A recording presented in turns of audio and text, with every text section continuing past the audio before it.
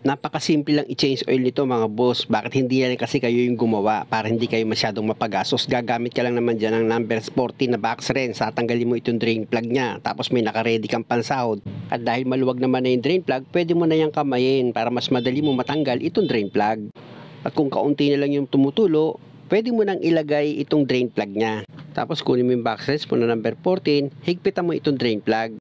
Dahil ang susunod kong gagawin dyan is gagamit ako ng flashing oil.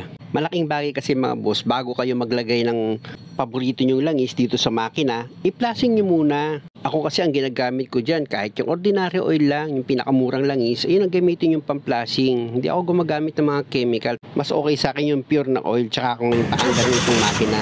Pag napa-start nyo na yung makina mga boss, iyaan nyo lang siyang naka-idle. Huwag nyo siyang i-revolusyon. Okay lang yung naka-idle siya hanggang sa makonsume nyo itong 5 minutes na umaandar itong makina. Maganda kasi yung lagi kayo nag-iingat para hindi kayo magkaroon ng problema. O patayin ko na itong makina. Tapos ang gagawin ko dyan, babalik uli ako dito sa ilalim ng sasakyan para i-drain ulit itong langis na ginamit kong pang-flashing.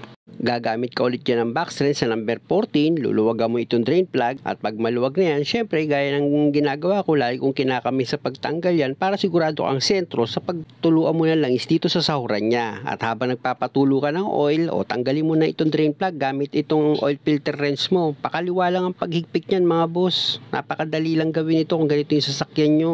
Ang part number ng oil filter nito mga boss is C110. At pag natanggal nyo na itong oil filter, wag nyong kalimutan punasan yung pinaka-base ng paglalagyan nyo ng bagong oil filter. At dito naman sa oil filter, bago nyo namang ilagay yan, kailangan yung o-ring yan, napahiran nyo naman ng oil. Para pag hinigpitan nyo, hindi pumilipit yung o-ring at hindi siya masira.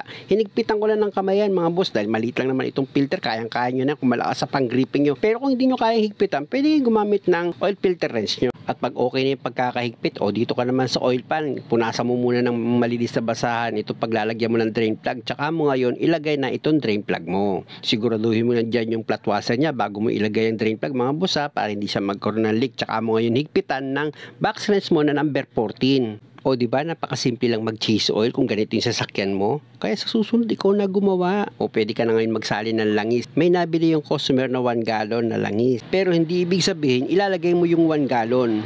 Ang ikinarga ko lang muna dyan is 2.5 liters. Para hindi ako sumobra sa paglagay ng langis dito sa makina. Kaya ang gagawin ko, bubunutin ko itong dipstick, pupunasan ko muna yan, tsaka ako ngayon itutusok siya ulit para makuha ko yung tamang sukat kung kailangan ko pa magdagdag. At kung makikita nyo, di ba, kulang pa siya ng kaunti. Kaya ang gagawin ko dyan mga boss, syempre magdadagdag ako para mag-level dito sa dipstick. Pero pag ganito yung sasakyan nyo mga boss, kahit mag-ready lang kayo ng 3 liters, sobra naman na ng kaunti yon para dito sa makina nyo. O ngayon, ibabalik ko na itong engine cap nya, tapos papaandarin ko na itong makina. After ng ilang minuto, patayin yung makina, sukatin nyo ulit sa dipstick nya. Ngayon, pag kulang, dagdagan nyo siya ulit ng oil hanggang sa level siya sa dipstick. Muli, maraming salamat sa panonood mga boss. Huwag nyo naman sana kalimutang mag-subscribe sa channel ko. Salamat!